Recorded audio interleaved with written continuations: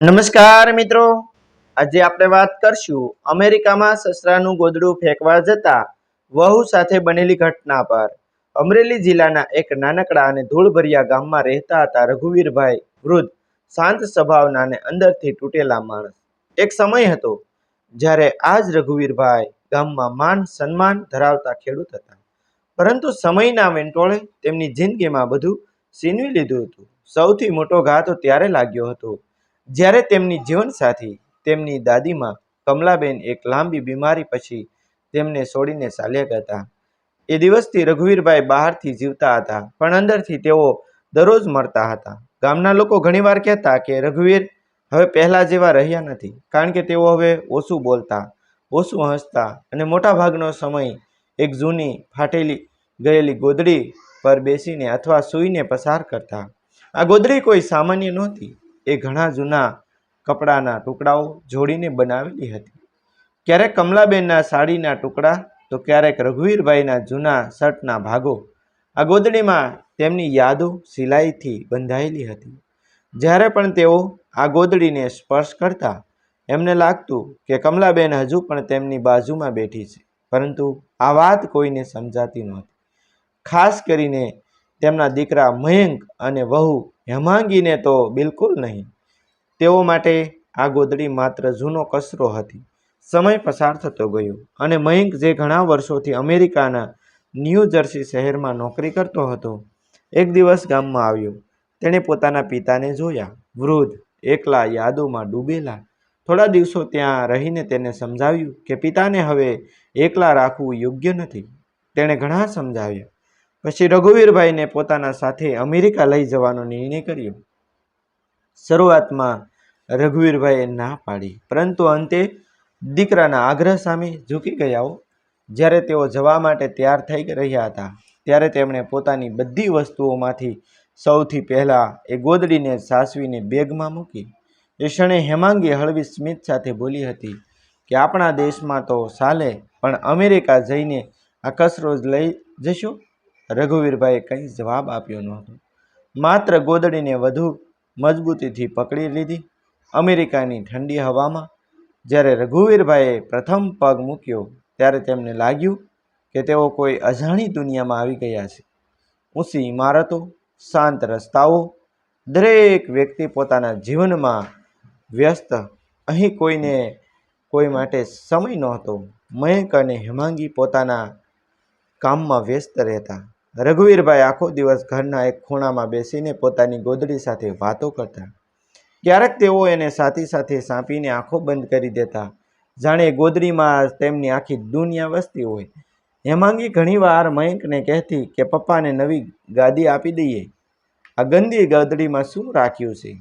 મયંક પણ અનેક વખત પિતાને નવી આરામદાયક ગાદી આપવાનો પ્રયાસ કરતો, પરંતુ દરેક વખતે રઘુવીરભાઈ એક જ વાત કહેતા, મને આ જ સારી લાગે છે। તેમના અવાજમાં એવી કંઈક લાગણી હતી કે મયંક આગળ કશું બોલી શકતો નહોતો। એક રાત્રે બહાર ભારે બરફ પડી રહ્યો હતો, ઘરમાં શાંતિ હતી। મયંક અને હેમાંગી પોતાના રૂમમાં હતા અને રઘુવીરભાઈ હોલમાં પોતાની ગોદડી ઓઢીને સૂતા હતા। અચાનક રાત્રિના અંદાજે 2 વાગ્યા એક ધીમો કરાહનો અવાજ આવ્યો। રઘુવીરભાઈએ પોતાની છાતી પકડી લીધી। તેમના ચહેરા પર અસહાય પીડા દેખાતી હતી।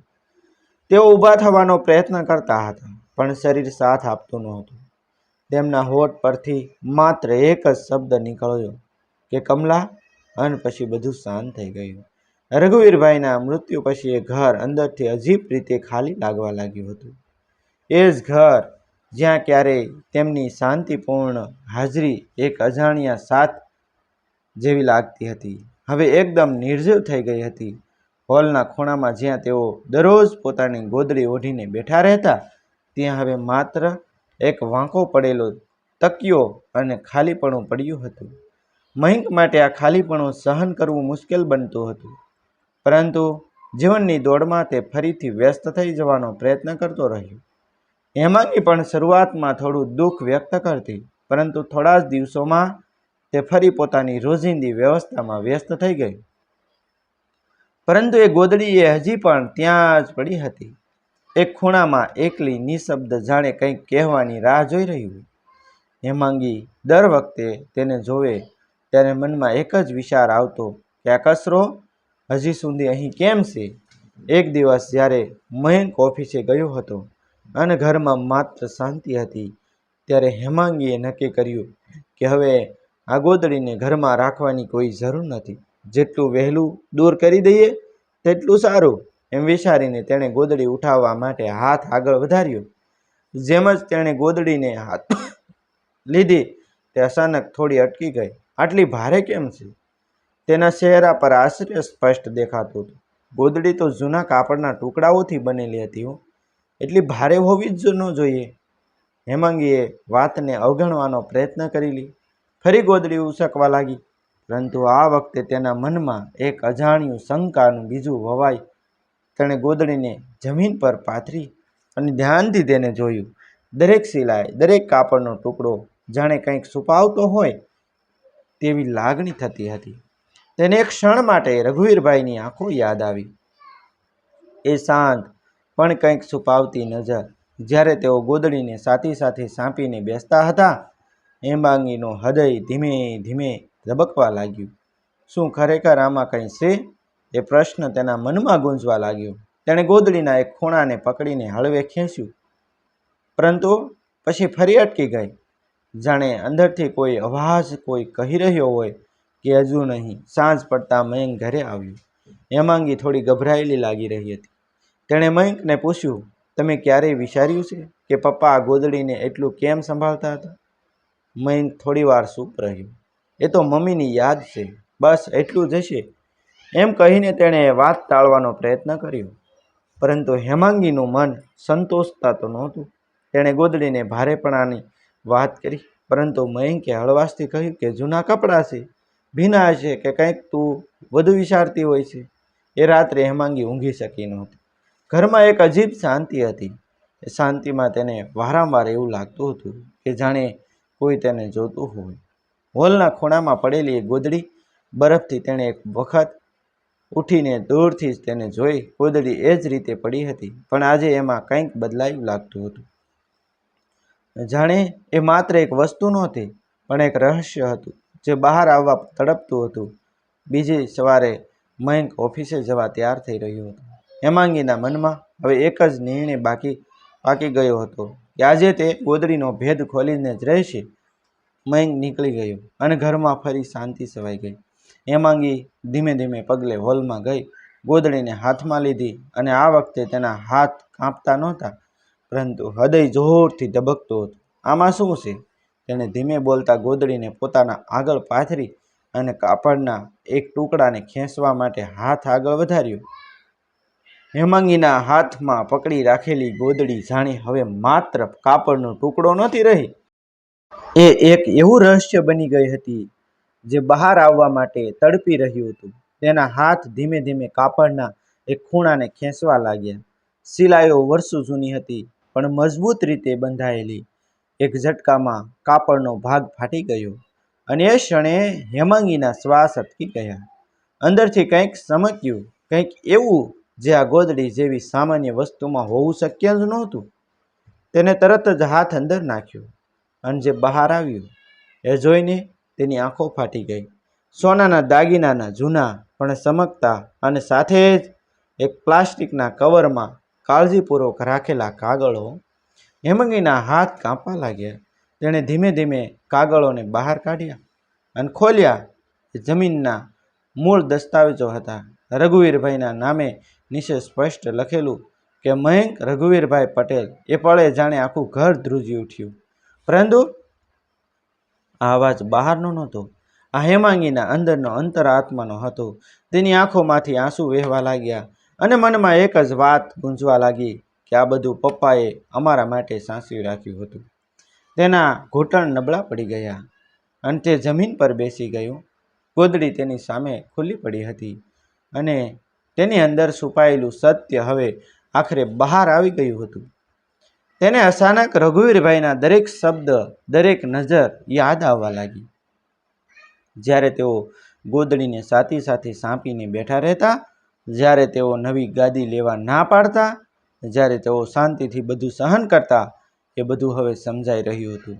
એ ગોદડી માત્ર યાદો નહોતી, એક જવાબદારી હતી, એક વિશ્વાસ હતો, એક પ્રેમ હતો જે તેમણે શબ્દ વગર જ વ્યક્ત કર્યો હતો. સાંજ પડતા મયંક ઘરે આવ્યો. હેમાંગી દરવાજા પાસે ઊભી હતી. તેના ચહેરા પર અજીબ શાંતિ અને આંખોમાં ઊંડો પસ્તાવો દેખાતો હતો. મયંક, મને તને કંઈક બતાવવું છે. તેનો અવાજ ધીમો અને તૂટી ગયેલો હતો. મયંક અંદર આવ્યો અને હેમાંગી તેને હોલમાં લઈ ગઈ, જ્યાં ગોદડી હવે ફાટેલી હાલતમાં પડી હતી અને તેની આસપાસ સોનાના દાગીના અને કાગળો ફેલાયેલા હતા. મયંક એ દ્રશ્ય જોયું અને ક્ષણ માટે તેની સમજ બંધ થઈ ગઈ. આ શું છે? તે ધીમેથી બોલ્યો. હેમાંગીના આંસુ ફરી વહી ગયા. આ પપ્પાએ આપણા માટે સાચવી રાખ્યું હતું. એ બોલતી વખતે તેનો અવાજ કંપી રહ્યો હતો. મયંક ધીમે ધીમે આગળ વધ્યો, કાગળો હાથમાં લીધા અને જેમ જ તેણે પોતાનું નામ તેમાં જોયું, તેમ જ તેના હાથમાંથી કાગળો સરકી ગયા. તેની આંખોમાંથી પણ આંસુ વહેવા લાગ્યા. પપ્પા, તમે આ બધું અને અમને ક્યારેય કહ્યું પણ નહીં? તેનો અવાજ તૂટી ગયો. તેને રાત્રિ યાદ આવી જ્યારે પપ્પાએ સાથે પકડીને કમલા બોલ્યું હતું અને તે માત્ર એક ક્ષણ માટે બહાર આવ્યો હતો. જો તે થોડું વહેલો આવી ગયો હોત, જો તેણે થોડું વધુ ધ્યાન આપ્યું હોત, તો કદાચ પપ્પા આજે જીવતા હોત. ઘરમાં એક ગાઢ શાંતિ છવાઈ ગઈ. એ શાંતિમાં હવે માત્ર એક જ અવાજ ગુંજી રહ્યો હતો, પસ્તાવાનો. હેમાંગી ગોદડીના ફાટેલા ટુકડાઓને પોતાના હાથમાં લઈને રડવા લાગી. મેં તો આને કચરો સમજી લીધો અને આ તો... તેની વાત પૂરી થઈ શકી નહોતી. એ ગોદડી જેને તેઓ બોજ સમજી રહ્યા હતા, એ તો તેમની આખી જિંદગીનો સહારો બનીને સામે આવી હતી. પરંતુ હવે ખૂબ મોડું થઈ ગયું હતું, કારણ કે જેને આ બધું સાચવી રાખ્યું હતું એ વ્યક્તિ હવે પાછા આવવાના નહોતા. હવે એક છેલ્લો સવાલ હવામાં તોળાઈ રહ્યો હતો. શું આ સત્ય માત્ર સંપત્તિનું હતું કે તેમાં હજી કંઈક વધુ છુપાયેલું હતું? હોલમાં ફેલાયેલા સોનાના દાગીના અને દસ્તાવેજો વચ્ચે મયંક અને હેમાંગી મૌન બેઠા હતા. પરંતુ એ મૌનમાં હજારોથી વધુ શીશો છુપાયેલી હતી. ગોદડીના ફાટેલા ટુકડાઓ જાણે હવે તેમને જોતા હોય એવું લાગતું હતું, પ્રશ્ન કરતા હોય એવું હવે સમજાયું. હેમાંગીના હાથ હજુ પણ કાંપતા હતા. તેણે ગોદડીનો એક ટુકડો ઉઠાવ્યો અને તેને પોતાની છાતી સાથે સાંપીને રડવા લાગી. એ જ રીતે જેમ રઘુવીરભાઈ તેને સાંપીને બેઠા રહેતા હતા. એ ક્ષણે તેને સમજાયું કે ગોદડી માત્ર કાપડ નહોતી, એ તો દાદાના નિઃશબ્દ પ્રેમનું જીવંત રૂપ હતું. મયંક ધીમે ધીમે ઊભો થયો અને ખિડકી પાસે જઈને ઊભો રહ્યો. બહાર ઠંડો પવન વહેતો હતો, પરંતુ તેની અંદરનો તોફાન વધારે જોરથી વહી રહ્યો હતો. હું કેટલો વ્યસ્ત રહ્યો, કામમાં, પૈસામાં અને પપ્પાને સમય આપવાનું ભૂલી ગયો, તે ધીમે બોલ્યો. તેની આંખો સામે પિતાના ચહેરા ઝબૂકવા લાગ્યા. એ શાંત સ્મિત, એ ન બોલતી લાગણીઓ અને ગોદડીને પકડીને બેઠેલી તેમની છબી, બધું હવે તેની આત્માને કસડી રહ્યું હતું. હેમાંગી ધીમે ધીમે બોલી. મયંક, પપ્પા આ બધું આપણા માટે સાચવી રાખતા હતા. કદાચ એમને ખબર હતી કે એક દિવસ મુશ્કેલ સમય આવશે અને આપણે એકલા પડી જઈશું. તેના અવાજમાં હવે અહંકાર નહોતો, માત્ર પસ્તાવો અને દુઃખ હતું. પણ આપણે શું કર્યું? આપણે એમને સમજ્યા જ નહીં. આગલા થોડા દિવસો મયંક અને હેમાંગી માટે ખૂબ જ ભારે રહ્યા. તેમણે રઘુવીરભાઈના અંતિમ સંસ્કાર કર્યા, પરંતુ દરેક ક્રિયામાં તેમને લાગતું હતું કે તેઓ કંઈક ખોટું કરી રહ્યા છે. કારણ કે જીવતા હતા ત્યારે તેમણે પિતાને જે સન્માન આપવું જોઈએ હતું તે આપ્યું નહોતું. દરેક યાદ, દરેક ક્ષણ હવે તેમને અંદરથી તોડી રહી હતી. એક દિવસ મયંકે નક્કી કર્યું. તેણે ગોદડીના બધા ટુકડાઓને ફરીથી એકત્ર કર્યા. હેમાંગી તેની બાજુમાં બેઠી હતી, આંખોમાં આંસુ સાથે. આ ગોદડીને આપણે ફરીથી સીવશું, મયંક બોલ્યો. પણ આ વખતે માત્ર કાપડ નહીં, પણ આપણા પસ્તાવા, આપણો પ્રેમ અને પપ્પાની યાદોને જોડીને. કેટલાક દિવસોની મહેનત પછી ગોદડી ફરીથી તૈયાર થઈ. હવે એ પહેલાં જેવી નહોતી. એમાં નવા ટાંકા હતા, નવી સિલાઈઓ હતી, પરંતુ સૌથી મહત્વનું હવે તેમાં સમજણ અને લાગણીઓ પણ જોડાઈ ગઈ હતી. મયંકે એ ગોદડીને ઘરના સૌથી ખાસ જગ્યાએ રાખી, એક યાદ તરીકે, એક શીખ તરીકે રાખી. સમય પસાર થતો ગયો. એક દિવસ મયંક પોતાના નાના દીકરાને ગોદડી વિશે કહી રહ્યો હતો. આ વખતે તારા દાદાની ગોદડી છે. તેમણે આપણા માટે બધું સાચવી રાખ્યું અને અમે મોડા સમજ્યા. તેની આંખોમાં ફરી આંસુ આવી ગયા. બેટા, જીવનમાં ક્યારેય કોઈના પ્રેમને નાનું ન સમજતું. ખાસ કરીને માતા પિતાનું. હેમાંગી પણ બાજુમાં ઊભી હતી. તે ધીમે બોલી, કેટલાક લોકો આપણને છોડી જાય પછી જ આપણે સમજીએ છીએ કે તેઓ કેટલા કિંમતી હતા. તેની નજર ગોદડી પર જ અટકી રહી.